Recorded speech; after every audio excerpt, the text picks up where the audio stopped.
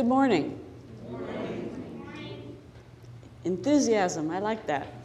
My name is Leslie Visage, and I serve as your worship associate this morning. We are happy to see the faces of old and new friends gathered here today. The Unitarian Universalist Fellowship of Clemson is not merely a tolerant community, but a truly welcoming congregation. We receive here gladly, regardless of your race or ethnic background, age, economic status, political affiliation, gender expression, or sexual orientation. Our diversity is what unites us and makes us wiser and stronger. If you'd like more information about UUFC, I encourage you to check out our website or speak with the welcome table volunteers following the service. There are many spiritual paths in this world. You will find more than one within this congregation. You will not be judged for your beliefs. In fact, your choices are respected and allowed to flourish. I hope that today's service will fill you with a place inside of you that feels hungry for something deeper. Please accept our invitation to return. Every Sunday is quite different, and the announcements are listed on the back of your order of service. Please see them for more information. And today, please stand and greet each other. And after that, please remain standing for hymn number 347, Gather the Spirit.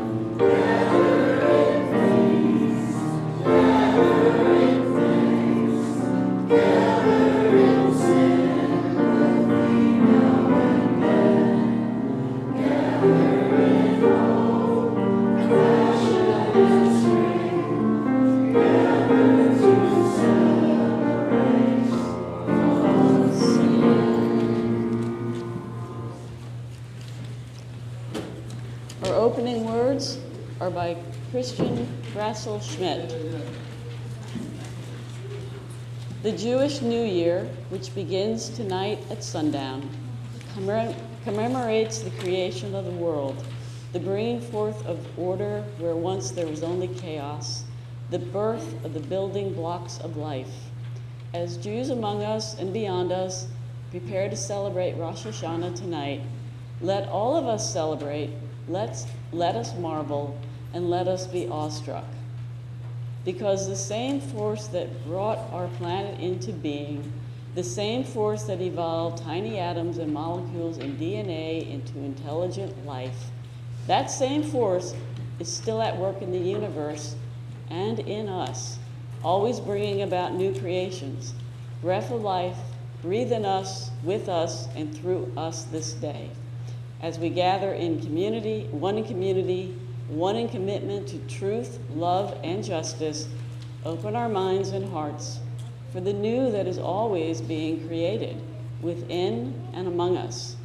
Come, my friends, let us celebrate. Let us marvel. Let us be filled with awe. Come, let us worship together.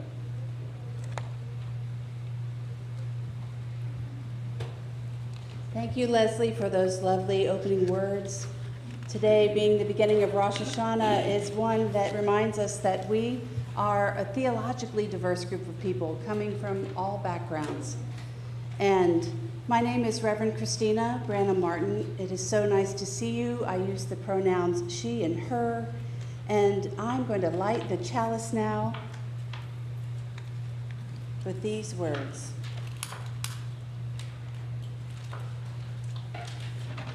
With full hearts, we affirm our relationships to one another. We recognize our agency and our connective power, and we accept the responsibility to be bold and courageous. So we light this chalice, this simple symbol of all we are and all that we have done together, and all that we will be in our shared ministry that encourages those within and beyond our walls to join together. Printed in your order of service are your words of affirmation. Take a deep breath and let's really read them. And sometimes I think we just say them and we forget to really think about what they mean. Let's read them together today. We gather together in a spirit of love, with justice as our guide. This is our chosen covenant, to dwell together in peace, to seek the truth with freedom, and to care for one another. Karen now has an interesting story.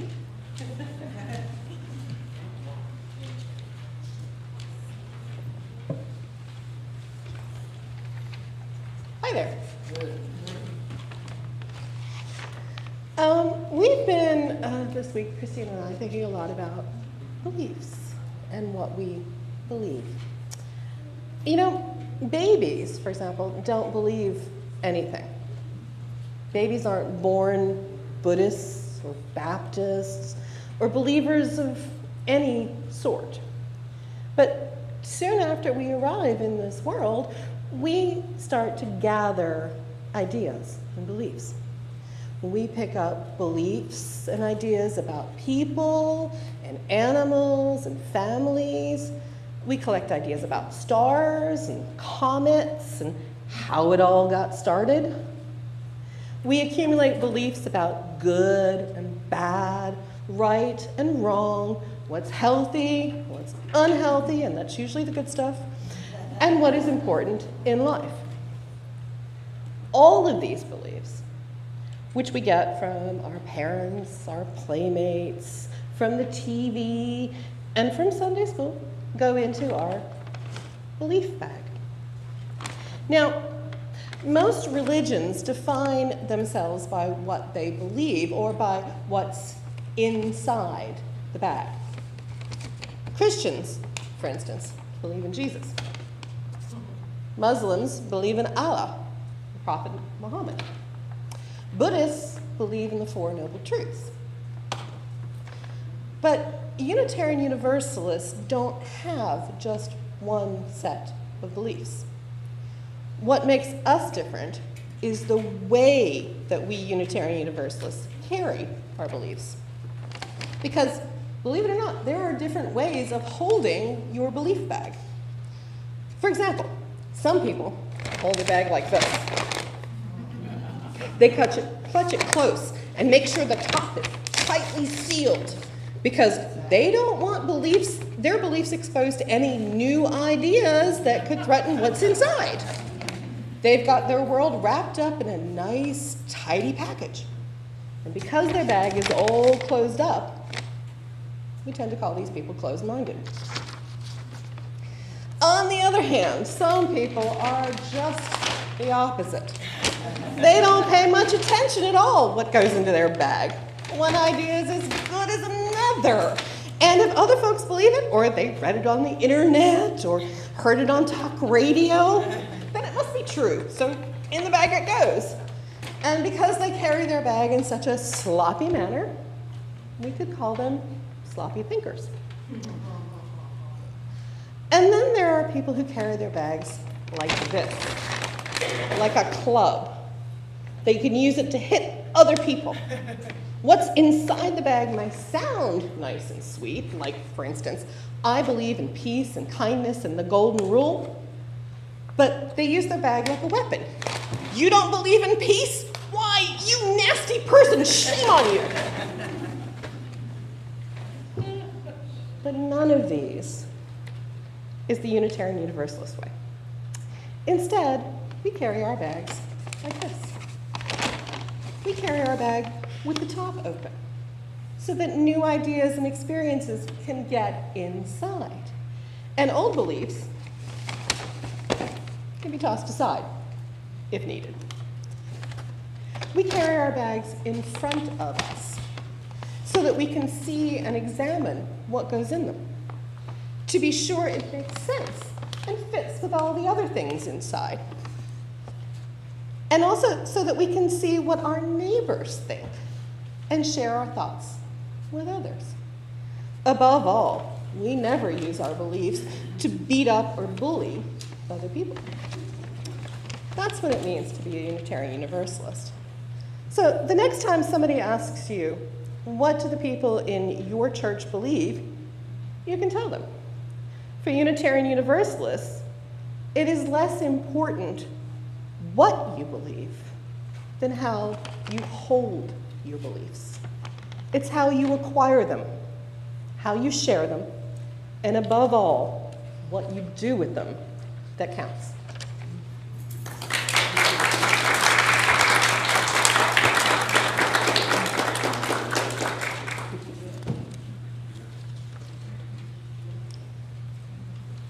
So we're going to move into the period where we are going to collect our donations not only for the food and the food bank, but also for this community.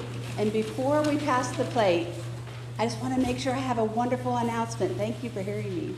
Hold on, just wait. Okay, we are in this really big movement right now in order to bring together this community to support the search for next year by having a special collection. So, round of applause. It is going really well.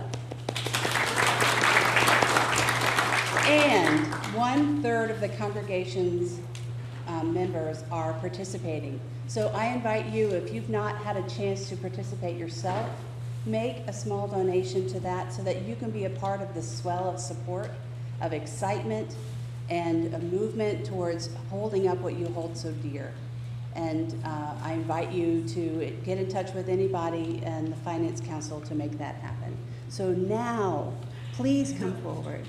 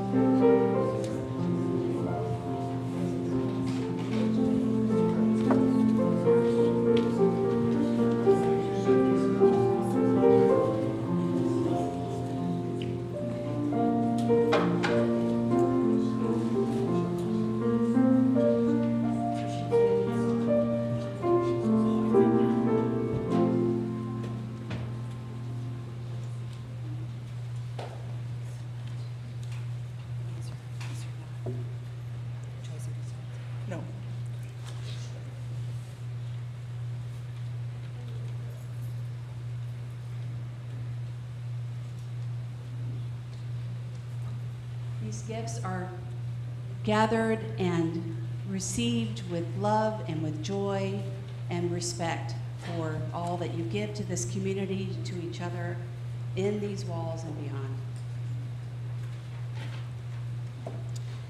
Would you help us play the music to sing Our Children on the Way?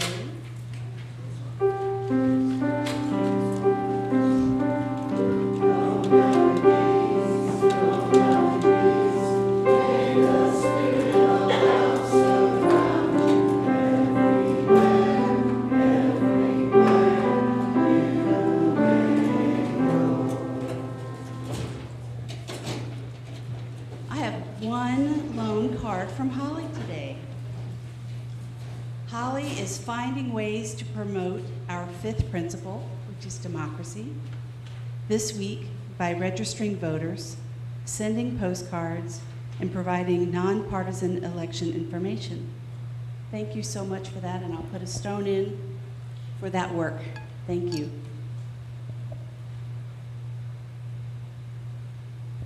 I'm going to put a stone in for seeing that our friend Renee Mendola is here. We are holding you so dearly in our hearts at this time, okay? I also am putting a stone in recognition that Bill Brule's wife, Marty, departed his side, his dancing partner, a year ago tomorrow. And we are holding you at this time, and how lovely it is that your family is with you at your house. Okay. I see faces old and new, and I see visitors. Is there anyone, if you'd like to raise your hand, who would like to introduce yourself? No pressure, you don't have to. Yes, let me bring the microphone to you. Good morning, everyone. My name is Caroline Smith. I recently have moved from Asheville to Seneca to be with my dad, who is under hospice care. So my daughter's 2. She's not here today, but I'll bring her along at some point. I have streamed your service for the past 2 months, so it's nice to be here in person. Welcome.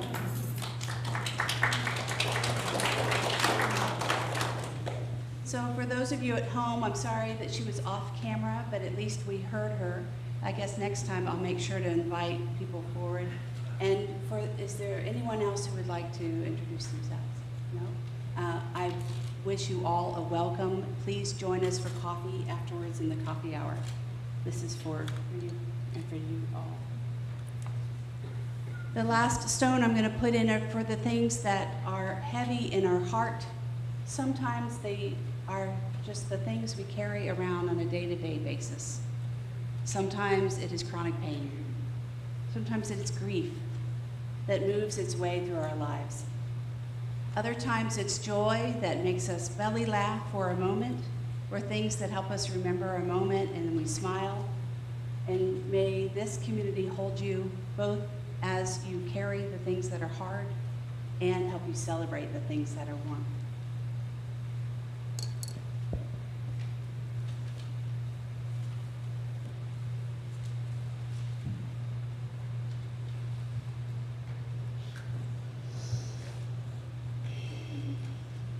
I'm taking a deep breath as I see that what comes next is a time for all of us to sit together in prayer and in meditation, to find a quiet time in our day. And I'm going to share with you some words written by a woman named Reverend Teresa Soto. She calls this, "We hold hope close." In this community, we hold hope close. We don't always know what comes next, but that cannot dissuade us. We don't always know just what to do, but that does not mean we are lost in the wilderness. We rely on the certainty beneath our feet, the foundations that are our values and our ethics. We are the people who return to love like the North Star, and to truth, that we are greater together because we are not alone. Our hope does not live in some glimmer of an indistinct future. Rather, we know the way to the world of which we dream, and it is by covenant and the movement forward to right action and the next that we know one day, together, walking that path, we will arrive home.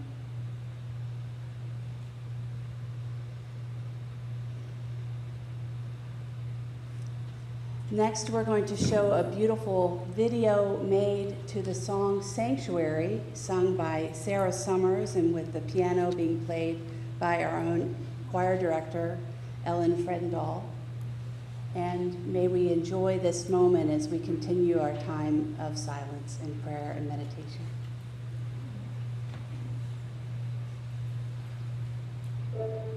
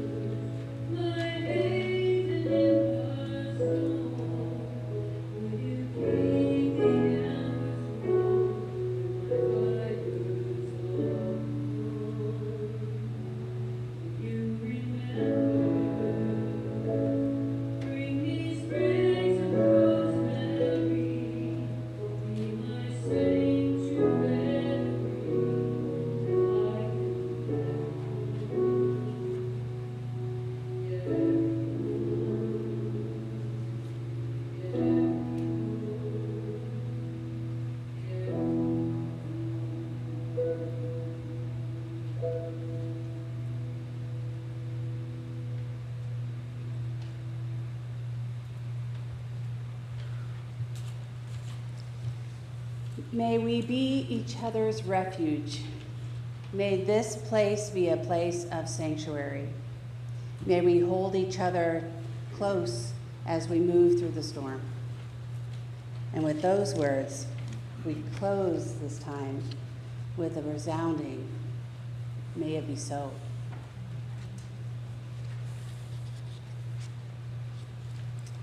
So I have a story for you in 3 parts today. I'll just let you know so that as you have a sense of where is she going with this, that I do have a point. A long time ago, in a land far from here, there was a fledgling church. They had a lot of passion and energy, and they wanted to grow. Does that sound familiar? They wanted to do good things, but they struggled to survive. Well, because the people weren't nice to each other. Some folks had pretty big egos, and they thought that they had the best church, and they knew how it should be run and how things should happen. They closed their ears and their minds and ideas to other people. There was a struggle for leadership, and one of the things that happened were the divisions were destroying their community. There were class issues too. This little congregation had wealthy members and people who were without, and the wealthy folks didn't want the poor people in their church. And not really, but one of the basic tenets of their faith was that they were to include everybody. So they begrudgingly allowed the poor people in. But even though the poor people were members, they had no real voice, and they were essentially treated as outsiders. Needless to say, they had not learned to be together in community, and their vision and their passion and their energy and their desire to grow didn't get them anywhere.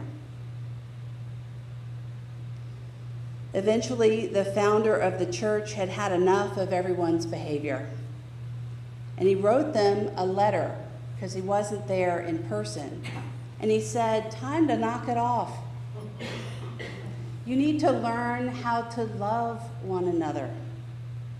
And I want to share some of that letter with you.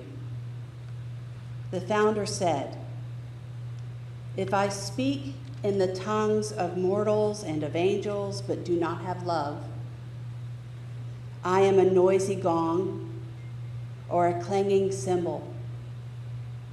And if I have prophetic powers and understand all mysteries and all knowledge, and I have little faith, so as to remove mountains, but do not have love, I am nothing. If I give away all my possessions and I hand over my body so that I may boast, but I do not have love, I gain nothing. Love is patient. Love is kind. Love is not envious or boastful or arrogant or rude, and it does not insist on its own way. It's not irritable or resentful. It does not rejoice in wrongdoing, but rejoices in the truth. Love bears all things. It believes all things and hopes all things and endures all things." And he went on to say in the letter, "And now faith and hope and love abide, and of these 3, love is the greatest." Some of you may recognize these words. They're found in 1 Corinthians chapter 13, and they're written by the Apostle Paul, writing it to the community of Corinth, a collection of Christians trying to grow their church after they lost their first leader, and they had apostles leading the church after that. Love is a beautiful sentiment. Love gives meaning to everything, and without it, there is nothing. Paul wrote these words not just for weddings, but to correct some serious problems in the congregation of Corinth. Paul attempted to impress on the members of their church that it was their behavior that was not Christ-like, and they needed to straighten up. They needed to understand and commit that covenanting with each other in the love of their leader, which they called Christ, that if they were to be Christians, then they needed to act like it and love each other. So according to Paul, it didn't matter if they had energy or action or passion. It didn't matter if they didn't have love and they were not in right relationship with each other.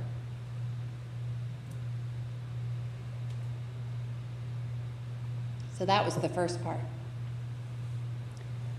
Let's jump to 1637 in the town of Dedham, Massachusetts. This new town had about 30 families being settled there, and they had established this town, and what was being told to them is now you needed to establish a church. So these families got together, coming as immigrants and usually from England and from France and places where they were told that their religion was not protected. So they came over to this land to establish new towns.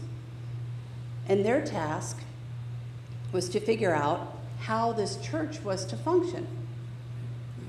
They didn't have a clear idea of how they wanted their church to be, nor that they wanted to actually be in community with each other, but they needed each other. In a time without internet and electricity and running water, you needed your neighbors to be in community with. Well, these Dedham folks were pretty wise. They wanted to figure out a way to do church right. So they decided to spend some time actually getting to know each other. They wanted to learn how to work together and how to support one another. They held weekly meetings, rotating from house to house, and they figured out ways to discourse with each other lovingly and to consult each other, and in their words, to prepare for spiritual communion and a church society, that we might be further acquainted with the spiritual tempers and gifts of one another. It sounds lovely. Their lovely discourses were made by simple yet effective rules of engagement. They were allowed to speak, that allowed them to speak directly, yet thoughtfully and peacefully, to learn how to question without attacking and to listen respectfully. And these meetings didn't last just a few weeks. They did this for an entire year. There was no Bible study because they were a Christian community at the time. There was no church service. There was no worship. They were really intentional in the way this community was coming together. So why am I sharing this with you? Because that community was trying to attempt to base their community on love, on loving communication, loving relationships. And according to the historical records, the time was spent about questions that pertain to the just and peaceable and comfortable proceeding of being a part of civil society.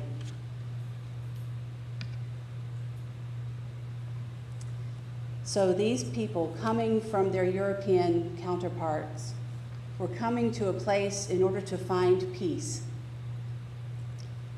We know certainly the history of coming to that land and being a part of a land in which others were being pushed off their land. So I do use the word peace with the knowledge that there was a lack of peace in some of what was happening as people came to settle here.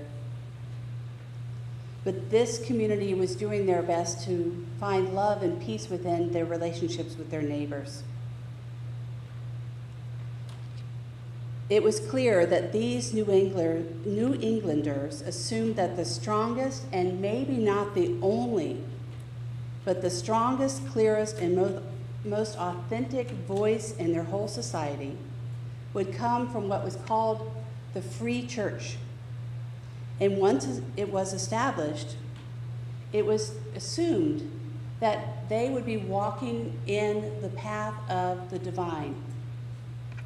The path of the divine based on their Christian beliefs that by living together lovingly, by being able to be in relationship with each other, that their loving God would then help them as they move forward together. This Dedham congregation desired to model their church on the transformative power of love. And these were their most worthy goals.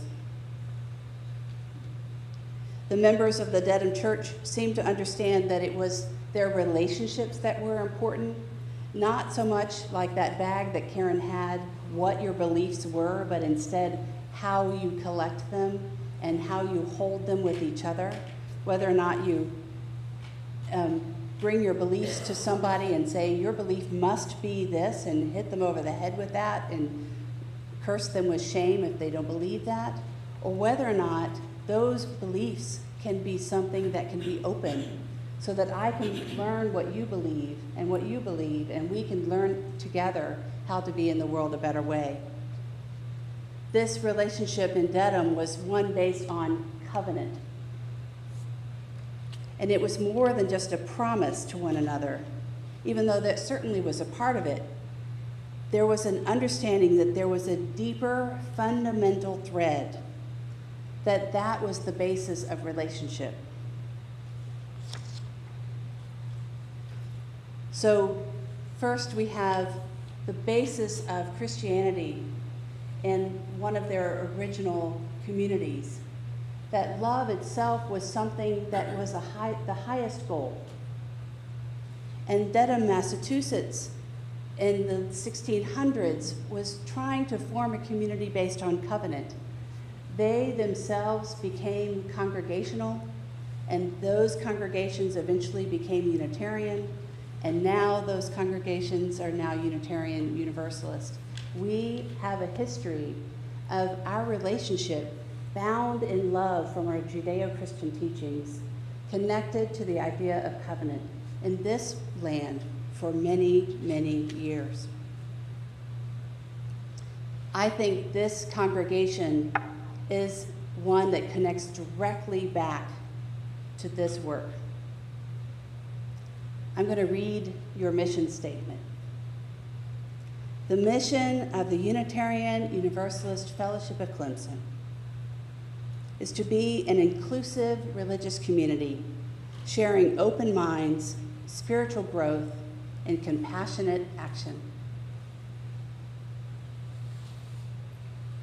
So today, here we are, descendants of love, of communities gathered in care and in love. And we are making manifest in this world and in this community and right here, right now, this vision of your mission. To be inclusive, to share open minds, to foster spiritual growth, and to live with compassionate action. And in writing this sermon, I had to ask these questions of myself.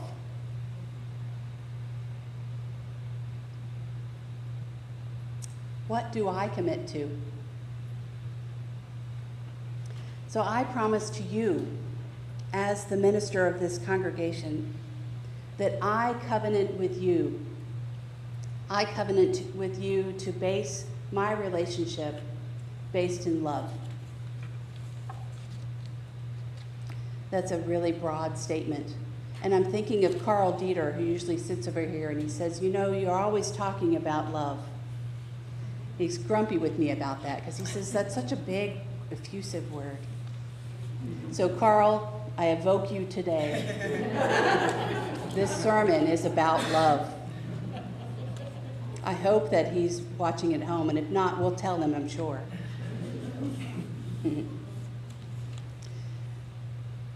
I know that for me, to ask you to promise to each other to live in covenant means that I need to do that myself. And so I ask for us to consider, who do we covenant to? Whose are we?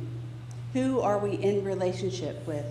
And I know for me in my life, I am the wife of Lee. I am the mother of Elissa and Mia. And I am a close friend to few, an acquaintance of many.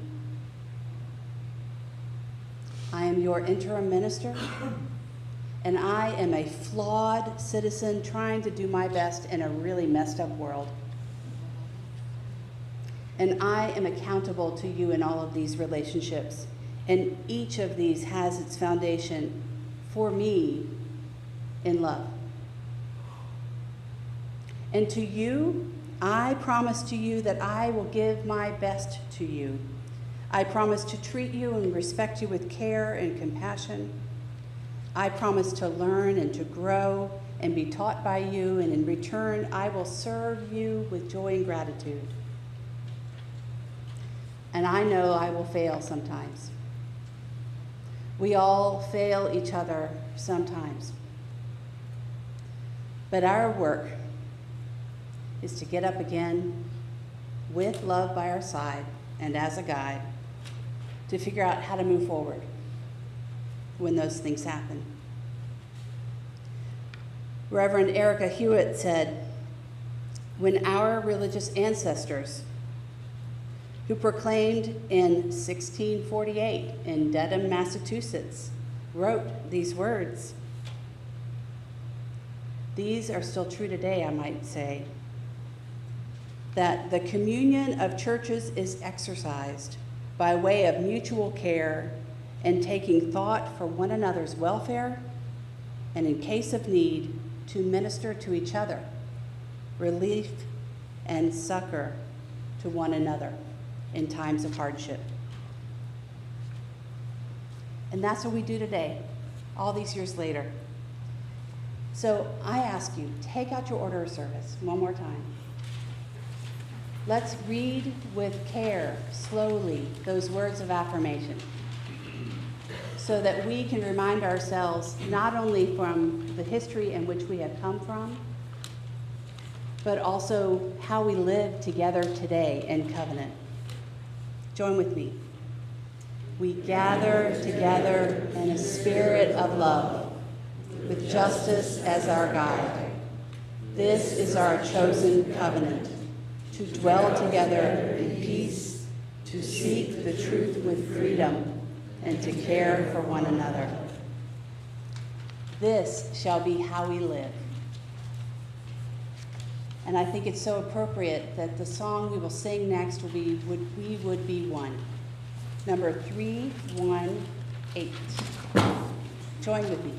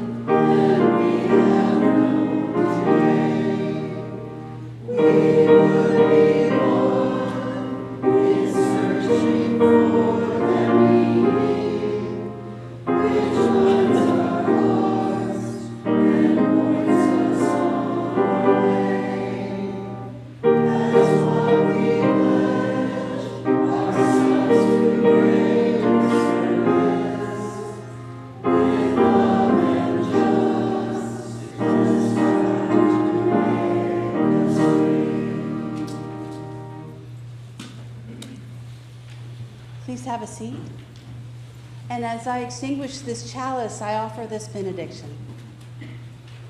That we are extinguishing this chalice, but not the light of truth, the warmth of community, or the fire of commitment. These we carry in our hearts until we are together